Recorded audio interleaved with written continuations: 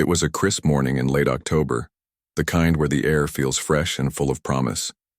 Commander Angela Hayes stood outside her hotel, glancing at the clear blue sky as she adjusted the collar of her navy blue uniform.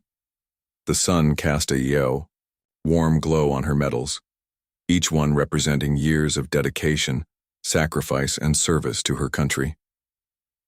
After spending 2 decades climbing the ranks in the United States Air Force, Angela had earned every bit of respect that came with her title.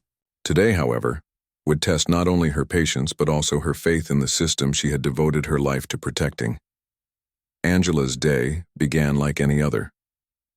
She had just wrapped up a high-profile military conference in Washington, D.C., where she delivered a keynote speech about leadership and resilience.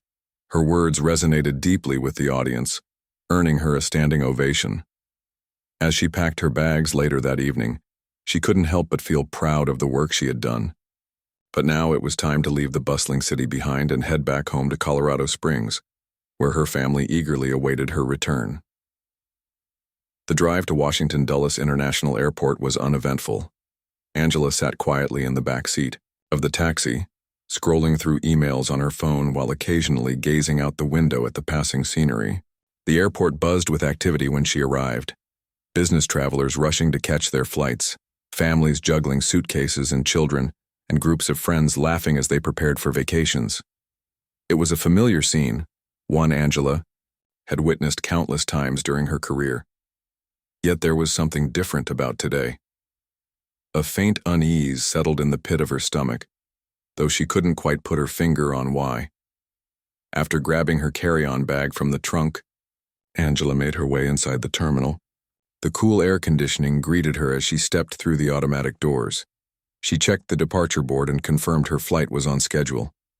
With plenty of time to spare, she approached the check-in counter, flashing a polite smile at the attendant. "Good morning," she said warmly, handing over her passport and boarding pass. The airline staff member looked up and immediately noticed Angela's uniform. "Thank you for your service, ma'am," he replied with genuine admiration. It wasn't the first time someone had expressed gratitude for her role in the military, but it never failed to make her feel appreciated. After a quick scan of her documents, the attendant handed back her ticket, along with a friendly reminder to enjoy her flight. With her luggage tagged and ready to go, Angela proceeded toward security. This part of the journey was always tedious, no matter how many times she traveled. She joined the line, observing the people around her. There was a young couple holding hands, whispering excitedly about their honeymoon destination. A businessman typed furiously on his laptop, his expression tense as if he were racing against the clock. And then there was a grandmother clutching a photo album, likely heading to visit grandchildren. Each person carried their own story, their own reason for being here.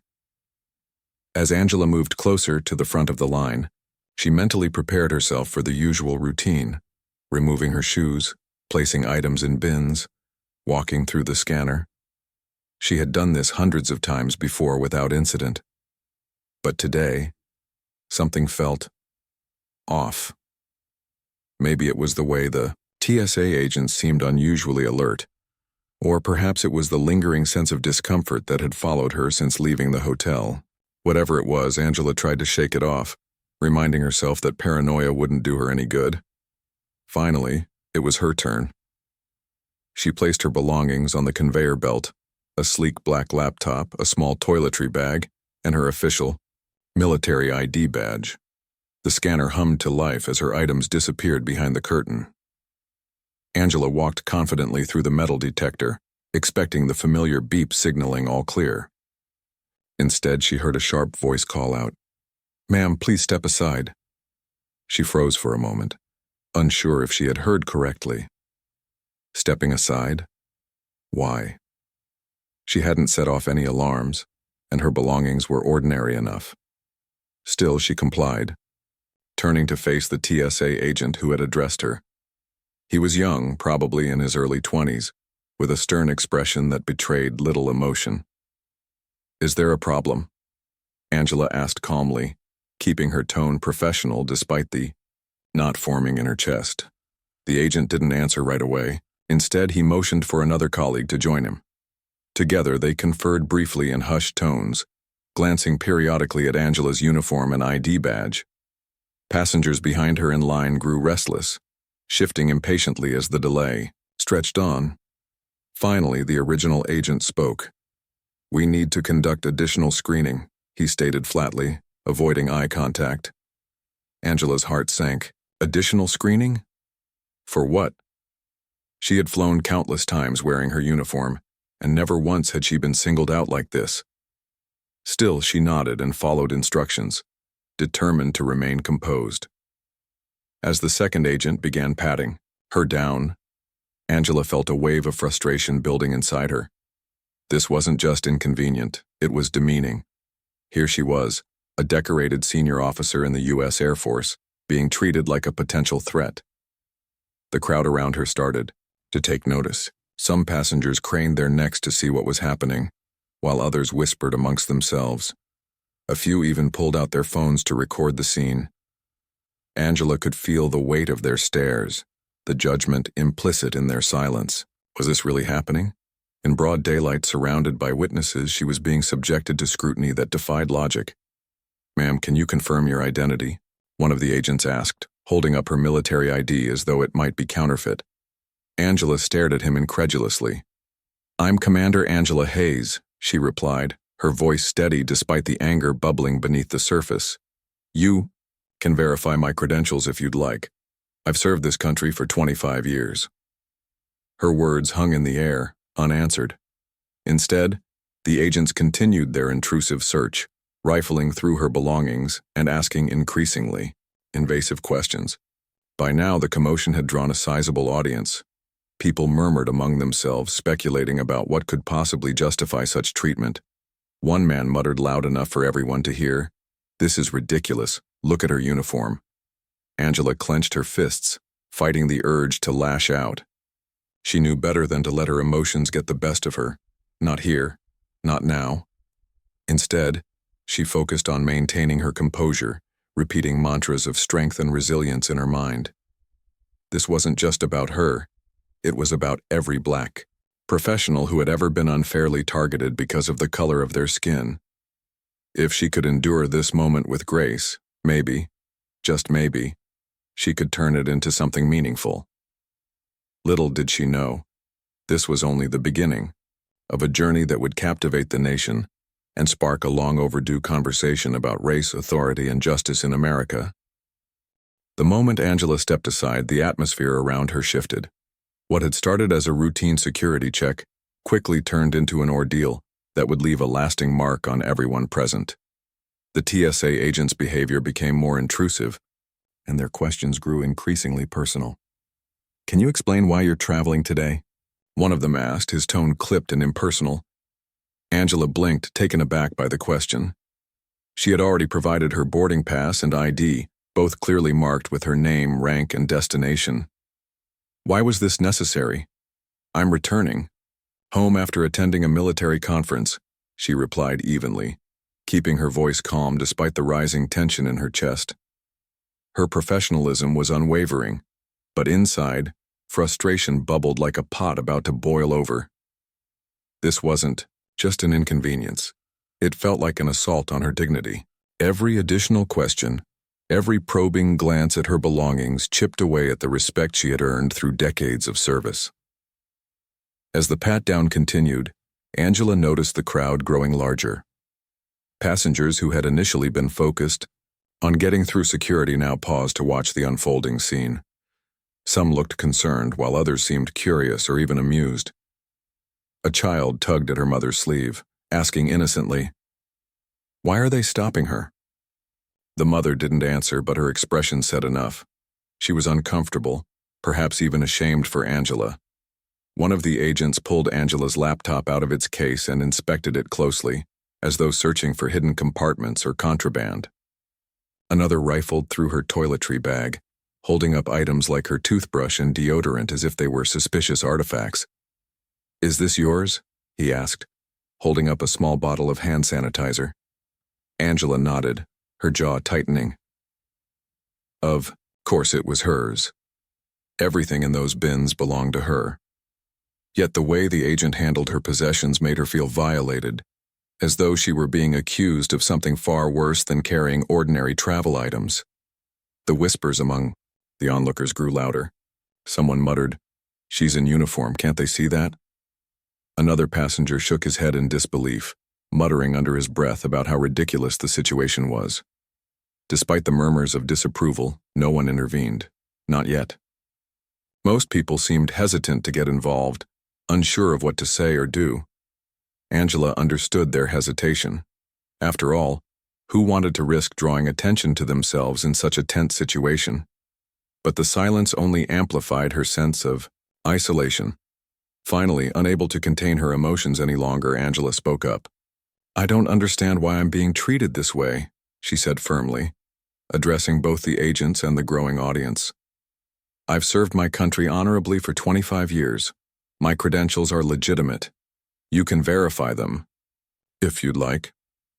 Her words carried weight, not just because of her rank, but because of the evident sincerity in her voice. She wasn't pleading or arguing. She was simply stating facts, hoping someone would listen. For a brief moment, there was a flicker of uncertainty in the agent's eyes. They exchanged glances, perhaps realizing the gravity of the situation. But instead of de-escalating, one of them doubled down. "Ma'am, we're following protocol," he said stiffly, repeating the same line he had used earlier. Protocol. That word echoed in Angela's mind, hollow and meaningless. Protocol didn't account for nuance, for context, or for the humanity of the person standing before them. It was a shield, a way to justify actions without taking responsibility for their impact. By now, the crowd was fully engaged. Phones were out, capturing videos and photos of the incident. One woman stood close enough to catch Angela's eye and gave her a sympathetic nod. "This is wrong," she whispered loud enough for Angela to hear. Those 3 words meant more than the woman might have realized. In that moment, Angela felt a glimmer of solidarity, a reminder that she wasn't entirely alone. Despite the support from strangers, the humiliation continued. The agents insisted on inspecting every item in Angela's carry-on bag, including her neatly folded uniform jacket. When they found her military badge, a symbol of pride and authority, they examined it as though it were a forgery. "Can you confirm your serial number?" one of them asked, jotting it down on a clipboard. Angela recited the digits without hesitation, her memory sharp despite the stress of the situation. As the minutes dragged on, Angela's frustration gave way to sadness. She thought about all the sacrifices she had made for her country, the long deployments, the missed birthdays, the sleepless nights spent planning missions. She had dedicated her life to protecting freedoms, yet here she was, stripped of her own freedom to move freely through an airport. The irony was almost too much to bear. Then something unexpected happened. An elderly man stepped forward, his presence commanding immediate attention. He wore a faded baseball cap emblazoned with the words Vietnam veteran and leaned heavily on a cane.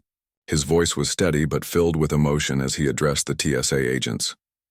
"Young man," he said, pointing a gnarled finger at the lead agent, "I serve this country too, and let me tell you, there's nothing more disrespectful than treating a fellow veteran like a criminal." The room fell silent. Even the agent seemed momentarily stunned by the man's intervention. Encouraged by his bravery, others began speaking up. A businessman in a tailored suit chimed in, demanding answers from the TSA supervisor. "What exactly is the issue here?" he asked pointedly. "Because from where I'm standing, this looks like discrimination." The tide was turning. What had started as a private humiliation was now a public spectacle, one that exposed the cracks in a system meant to protect everyone equally. Angela felt a surge of gratitude toward the strangers who had chosen to stand with her. Even as she wrestled with the weight of the moment, she knew this wasn't just about her anymore. It was about every black traveler who had ever been profiled, every woman who had been underestimated, every person who had been judged not by their character, but by their appearance. Eventually, the TSA supervisor arrived, flustered and apologetic. "We're very sorry for the inconvenience, ma'am," he stammered, gesturing for Angela to collect her belongings. The agents backed off reluctantly, their expressions unreadable. Angela took a deep breath, steadying herself before responding. "Thank you," she said quietly, though her tone suggested the apology was far from sufficient. As she walked away from the checkpoint, Angela felt a mix of relief and exhaustion. The ordeal was over, but the damage had been done. Her hands trembled slightly as she adjusted the strap of her carry-on bag, and her legs felt heavy as she made her way toward the gate. She knew this experience would stay with her for a long time, lingering in her thoughts like a shadow. But Angela also knew something else. She wasn't going to let this moment define her. If anything, it had ignited a fire within her, a determination to speak out, to demand change, and to ensure that no one else would have to endure what she had just gone through. Little did she know, her story was about to reach far beyond the walls of the airport, sparking conversations and inspiring action. Across the nation, by the time Angela reached the boarding gate, her emotions were a tangled mess. The encounter at security had drained her physically and emotionally, leaving her feeling exposed and vulnerable in a way she hadn't experienced in years. She sank into one of the plastic chairs near the gate, clutching her carry-on bag tightly as though it were a lifeline. Around her, passengers continued their usual routines, scrolling through phones, sipping coffee, or chatting quietly. But Angela felt disconnected from the world around her. It was as if an invisible barrier had formed between her and everyone else. The humiliation of being singled out still lingered, sharp and raw. Every glance from strangers seemed loaded with judgment, even though she knew most people weren't paying attention to her anymore. Her mind replayed the scene over and over, the agents rifling through her belongings, the crowd watching silently, the cold indifference of the process. She couldn't shake the image of her military badge being scrutinized as though it were fake, or the way her uniform, a symbol of pride and service, had somehow become a target rather than a shield. Angela's phone buzzed in her pocket, pulling her out of her thoughts. She hesitated before pulling it out, unsure if she wanted to face whatever awaited her on social media. But curiosity got the better of her. As soon as she unlocked the screen, notifications flooded in. Dozens of messages, comments, and tags. Someone had uploaded a video of the incident online, and it had already gone viral. The caption read, "Senior Air Force officer humiliated at airport security. Is this justice?" Her stomach churned as she scrolled through the reactions. Some posts expressed outrage, calling for accountability and reform. Others shared personal stories of similar experiences, recounting moments when they too had been profiled or mistreated because of their race, gender, or appearance. A few comments were supportive, praising Angela for maintaining her composure under such difficult circumstances. But there were also harsh voices, people questioning whether she had done something to provoke the scrutiny or suggesting that maybe the agents were just doing their jobs. Each comment hit Angela like a punch to the gut. On one hand, she was grateful for the support and solidarity pouring in from strangers across the country. On the other hand, the criticism stung deeply, reopening wounds she thought she had long healed. She wondered how anyone could believe she deserved what had happened. Hadn't she proven her loyalty and dedication to her country time and again? Why did her identity, as a black woman, as a veteran, make some people doubt her integrity? As she sat there processing everything, a young woman approached her cautiously. She looked to be in her mid-20s, wearing oversized headphones around her neck and holding a sketch pad in one hand. "Excuse me," she said softly, her voice trembling slightly. Are you Commander Hayes?" Angela nodded, forcing a small smile despite her exhaustion. "Yes, I am," she replied. The woman's eyes widened and she shifted uncomfortably before continuing. "I just wanted to say, I'm so sorry for what happened to you back there. I recorded part of it because I thought people needed to see it. If you want me to take it down, I will. I didn't mean to invade your privacy or anything." Angela held up a hand to stop her. "No, don't worry about it," she said gently. "You were right to share it. People need to know what happened." The truth was, Angela wasn't sure how she felt about the video going viral. Part of her wished the whole ordeal could remain private, buried where no one else could see it. But another part of her recognized the power of visibility, the chance to shine a light on systemic issues that too often stayed hidden. The young woman smiled tentatively, clearly relieved. "Thank you," she murmured. "And thank you for your service." Before Angela could respond, the woman turned and hurried away, disappearing into the crowd. Moments like these reminded Angela why she had chosen to stay composed during the incident. Even in her darkest hour, she had managed to inspire others, to give them courage to speak up or stand against injustice. That realization brought her a flicker of comfort, though it wasn't enough to erase the pain of what she'd endured. As the minutes ticked by, Angela noticed more and more people approaching her.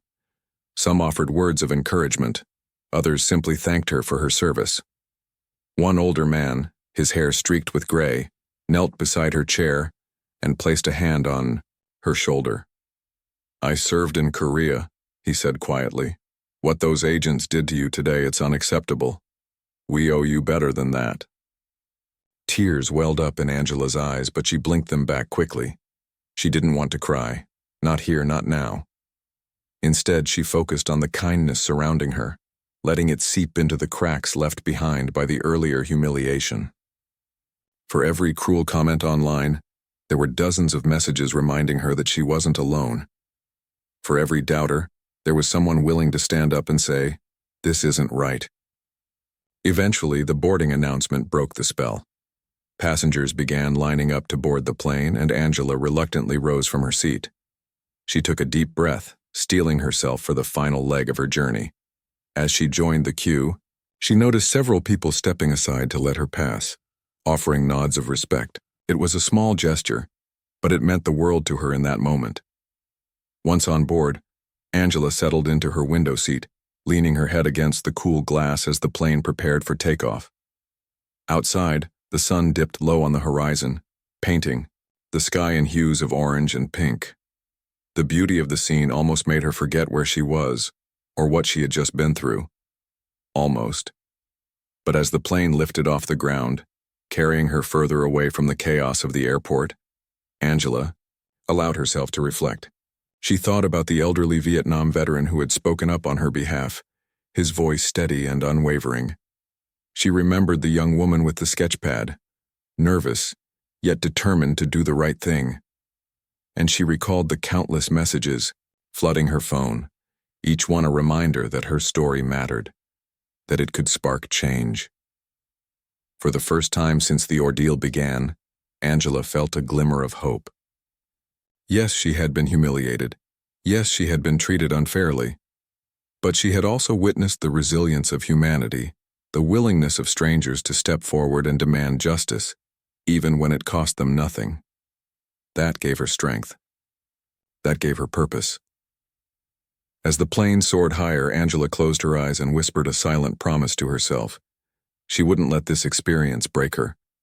Instead, she would use it as fuel, to fight for reform, to amplify marginalized voices, and to remind the world that dignity and respect should never be conditional. Whatever lay ahead, she was ready to face it head-on. By the time Angela's flight touched down in Colorado Springs, her story had already exploded across social media. The video of her ordeal at the airport security checkpoint had been viewed millions of times, shared by people from all walks of life who were outraged, moved, or simply curious about what had happened. News outlets picked up the story within hours, turning it into a national conversation. Journalists scrambled to piece together details, reaching out to Angela for interviews and statements. Her phone buzzed incessantly with calls, texts, and emails from reporters, friends, colleagues, and even strangers eager to express their support. When Angela stepped off the plane, she was greeted not only by the crisp mountain air, but also by a swarm of cameras and microphones. Local news crews had gathered at the gate, hoping to catch a glimpse of the woman whose name was now trending online. For a moment, Angela hesitated, unsure how to navigate this sudden spotlight. She had always preferred staying behind the scenes, quietly doing her job without seeking recognition. But now there was no escaping the attention. Her story had become public property, dissected and debated by millions of people she would never meet. A young reporter approached her cautiously, microphone in hand. "Commander Hayes, can we have a word?" he asked, his tone respectful but urgent. Angela nodded, taking a deep breath before stepping forward. She knew she couldn't avoid speaking out, not when so many eyes were on her, not when the incident had struck such a raw nerve for so many others. "Yes," she said firmly, meeting the camera lens with steady resolve. "I'll answer your questions.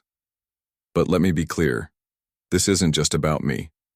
This is about every person who has ever been treated unfairly because of their race, gender, or appearance. It's about holding systems accountable and demanding change." Her words resonated deeply, both with those present at the airport and with viewers watching live streams or reading transcripts later. They weren't angry or bitter. Instead, they carried a quiet power that commanded respect. Angela didn't blame the individual agents involved, at least not publicly, but she refused to sugarcoat the reality of systemic bias. "What happened to me wasn't an isolated incident," she explained. "It's part of a pattern, one that needs to be addressed if we're serious about equality and justice." As the days passed, Angela found herself thrust into the role of an advocate, a position she hadn't sought but couldn't ignore. Invitations poured in from talk shows, podcasts, and panel discussions. Lawmakers reached out, asking her to testify before Congress about racial profiling and discrimination in transportation security. Advocacy groups hailed her as a symbol of resilience, urging her to join their campaigns for reform. Even celebrities weighed in, amplifying her message to their massive followings. At first, Angela struggled to balance her newfound responsibilities with her personal life. Back home, her family offered unwavering support, but they could see the toll it was taking on her. Late nights spent drafting speeches and preparing for interviews left her exhausted, and the constant reminders of her humiliation reopened old wounds. Still, Angela pressed on, driven by a sense of duty. She told herself that if she could use her platform to make things better, even just a little bit, it would all be worth it. One particularly poignant moment came during a televised town hall, hosted by a prominent civil rights organization. Angela sat on stage alongside other victims of racial profiling, each sharing their stories with a live audience.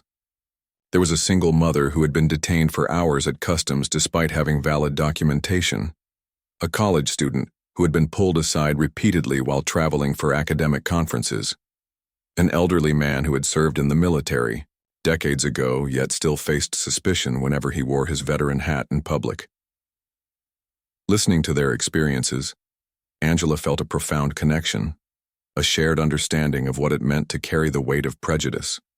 When it was her turn to speak, she began slowly, choosing her words carefully. "I've spent my entire career serving this country," she said, her voice steady but tinged with emotion. "And yet in that airport, I felt like a stranger in my own land, like someone who didn't belong. That's not the America I swore to protect." The room fell silent, the gravity of her words sinking in. Some audience members wiped away tears while others nodded in agreement. When Angela finished speaking, the applause was thunderous, a standing ovation that seemed to go on forever. For the first time since the incident, she allowed herself to feel a flicker of pride, not for herself, but for the collective strength of everyone who had come together to demand change. Behind the scenes, allies emerged in unexpected places. High-ranking officials within the TSA issued formal apologies, vowing to investigate the circumstances surrounding Angela's detention.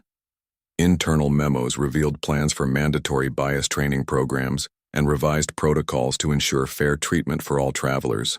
While these steps were promising, Angela pushed for more transparency, accountability, and measurable progress rather than empty promises.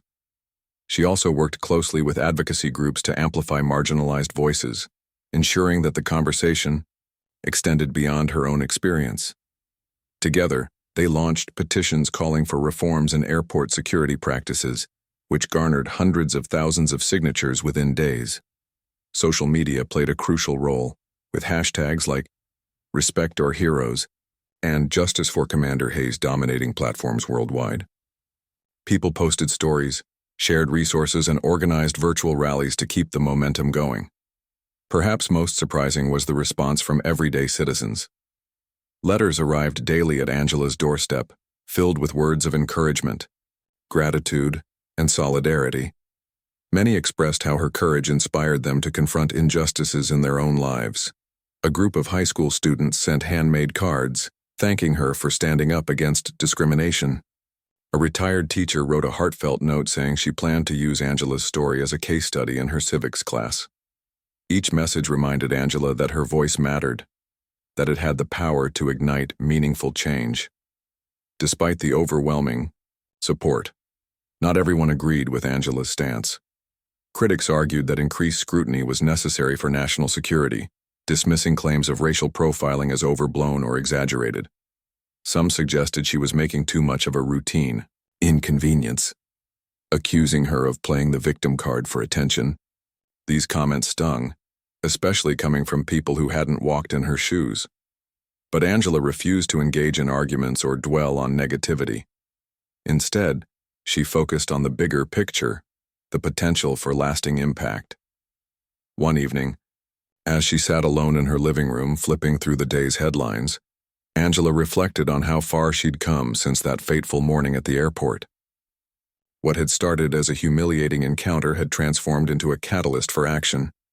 The road ahead wouldn't be easy, change rarely was, but she was determined to stay the course. Every interview, every testimony, every conversation brought her closer to a future where no one else would have to endure what she had gone through. As she turned off the TV and prepared for bed, Angela smiled faintly. Tomorrow would bring new challenges, new opportunities to fight for justice. And though the scars of that day might never fully heal, she knew they had given her something invaluable, a purpose greater than herself. The days following Angela's public appearances turned into weeks, and the momentum behind her story showed no signs of slowing down. It wasn't just about her anymore. It had become a movement, a rallying cry for fairness, accountability, and systemic reform. The national conversation she had sparked extended far beyond airport security, touching on broader issues of race, gender, and institutional bias. People from all corners of society joined the dialogue, eager to contribute their voices and perspectives. Behind closed doors, however, the real work began. Angela found herself sitting across from high-ranking officials within the TSA Department of Homeland Security and other government agencies. These meetings were intense, often lasting hours, as policymakers grappled with how to address the glaring flaws exposed by her experience. At first, some tried to downplay the incident, framing it as an isolated mistake rather than evidence of deeper problems. But Angela wasn't having any of that. "This isn't about one bad day or one overzealous agent," she said firmly during one such meeting. "It's about patterns that have been ignored for too long. If we don't tackle the root causes, this will keep happening. And not just to me, but to countless others who may not have the platform to speak up." Her words struck a nerve. For many in the room, this was the first time they had confronted the human impact of policies they helped shape. Charts and statistics suddenly took on new meaning when paired with Angela's firsthand account of humiliation and frustration. She didn't mince words either. When asked what specific changes she wanted to see, she laid out a clear list. Mandatory bias training for all employees, transparent criteria for selecting passengers for additional screening, independent oversight to ensure accountability, and regular audits to track progress. To their credit, some officials listened intently. Others pushed back, citing logistical challenges or budget constraints. But Angela remained steadfast, refusing to settle for half measures. "If you're serious about protecting the public," she challenged them, "then you'll prioritize fairness alongside security.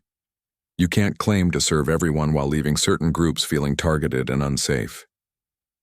As negotiations dragged on, Angela leaned heavily on her network of allies, advocacy groups, legal experts, and fellow veterans who understood the stakes. Together they pored over data, analyzing decades' worth of reports on racial profiling in airports. What they uncovered was damning. Black travelers were disproportionately flagged for secondary screenings compared to their white counterparts. Women, particularly women of color, faced higher rates of intrusive searches. Even children weren't immune, with stories surfacing of young black boys being pulled aside and questioned simply for wearing hoodies. Armed with this evidence, Angela became a force to be reckoned with. During congressional hearings, she delivered testimony that left lawmakers visibly shaken. She shared personal anecdotes alongside hard facts, painting a vivid picture of how systemic bias operated and why it needed to stop. Her eloquence and poise earned her respect even from those who initially resisted her calls for reform. One senator admitted publicly, "Commander Hayes has opened my eyes to realities I hadn't fully understood before. We owe it to her, and to everyone affected, to do better." Meanwhile, outside the halls of power, grassroots efforts gained steam. Activists organized rallies at airports nationwide, holding signs that read, "Traveling while black is not. A crime and fairness over fear." College campuses hosted panel discussions featuring Angela's story as a case study in activism. Teachers incorporated her testimony into lesson plans, encouraging students to think critically about privilege and prejudice. Even corporations took notice, pledging donations to organizations working toward equity in transportation and beyond. Despite the progress, Angela knew the fight was far from over. Change moved slowly, bogged down by bureaucracy and resistance from entrenched interests. Some critics accused her of politicizing a routine security procedure, arguing that increased scrutiny was necessary for safety. Others dismissed her advocacy as performative, claiming she was using her military status to gain sympathy. Angela brushed off these attacks, focusing instead on tangible results. One breakthrough came when the TSA announced sweeping reforms to its screening protocols. Among the changes were stricter guidelines for conducting pat-downs, clearer communication between agents and passengers, and enhanced protections for individuals with verified credentials, like military IDs. Additionally, the agency committed to publishing annual transparency reports detailing demographic data on passengers subjected to secondary screenings. This marked a significant step forward, though Angela cautioned against complacency. "Can't pat ourselves on the back just yet," she told reporters after the announcement. "These reforms are a start, but they're only as good as their implementation. We need ongoing vigilance to ensure they're enforced fairly and consistently." Her caution proved prescient. As the months passed, reports surfaced of continued disparities in how passengers were treated. While the overall number of incidents decreased, black travelers still reported being singled out more frequently than others. Advocacy groups urged the TSA to dig deeper, calling for cultural competency training and incentives for agents who demonstrated exemplary conduct. Angela echoed these demands, emphasizing that true transformation required sustained effort, not quick fixes. Through it all, Angela maintained her grace under pressure. She never let frustration overshadow her optimism, nor did she allow cynicism to creep in. Instead, she channeled her energy into mentoring younger advocates, teaching them how to navigate complex systems and amplify marginalized voices. She also made a point of celebrating small victories along the way, knowing that incremental progress mattered. One evening, as she prepared for another round of meetings, Angela received an unexpected call. It was from a woman named Lisa, whose teenage son had recently been detained at an airport checkpoint after traveling alone for the first time. Lisa tearfully recounted how her son had felt scared and humiliated, unsure why he was being treated differently from other passengers. Hearing the pain in Lisa's voice reminded Angela of why she kept pushing forward. "Thank you for speaking out," Lisa said, choking back tears. "Your story gave me the courage to file a complaint and demand answers. My son deserves to feel safe when he travels, just like anyone else." Angela's heart swelled with gratitude. Moments like these reinforced her belief that every action mattered, that even the smallest ripple could create waves of change. As she hung up the phone, she allowed herself a rare moment of reflection. How far she had come since that morning at Dulles Airport, how much farther there was still to go. But Angela wasn't afraid of the journey ahead. She had seen the power of collective action, witnessed the strength of communities coming together to demand justice, and she knew that as long as people refused to stay silent, the arc of history would continue bending toward fairness, for herself, for Lisa's son, and for generations to come.